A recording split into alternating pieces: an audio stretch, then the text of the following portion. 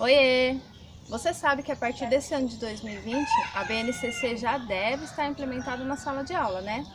E aí, você já estudou a base? Já sabe montar seu planejamento semanário e plano de aula de acordo com a base? Bom, vale a pena lembrar que a BNCC é lei e deve ser cumprida em todo o Brasil. E tem muitos vídeos bons aqui na internet falando desse assunto. E o legal de tudo isso é que cada professor tem um jeito de falar, um tom de voz, né? Enfim, uma forma de se comunicar. Então você pode escolher com quem se identifica mais e aproveitar de tantos recursos que a tecnologia nos traz hoje em dia. Só não vale deixar esse assunto para lá, hein?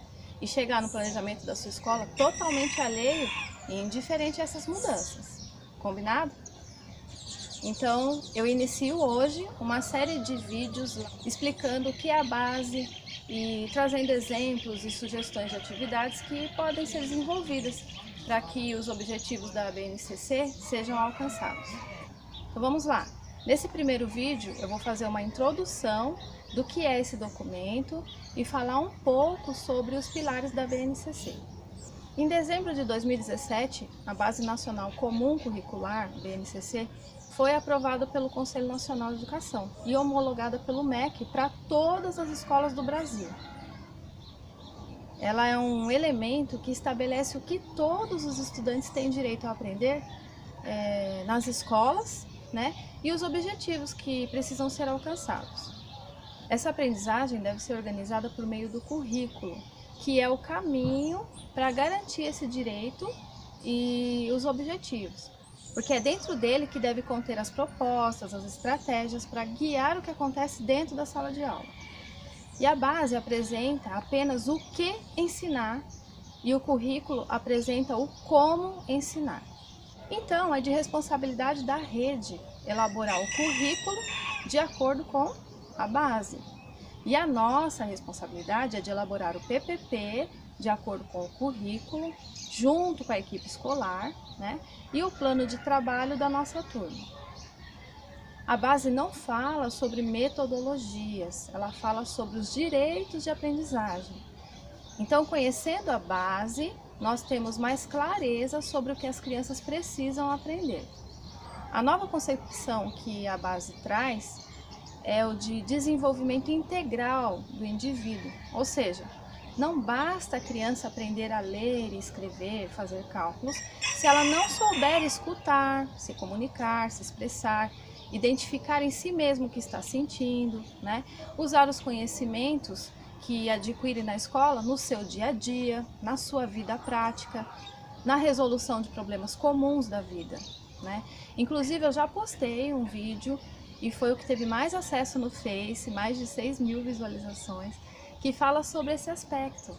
Nele eu falo que não adianta alfabetizar sem antes humanizar, né? Então, se não for construído primeiro uma personalidade com valores, com ética, com afetividade, o conhecimento pode até ser usado contra a própria natureza humana. O exemplo disso são pessoas inteligentes, com vasto conhecimento em determinadas áreas, mas que foram capazes de cometer atrocidades, né? Hitler, por exemplo. Então, voltando ao propósito da base, ela define competências como mobilização de conhecimentos, conceitos e procedimentos, né?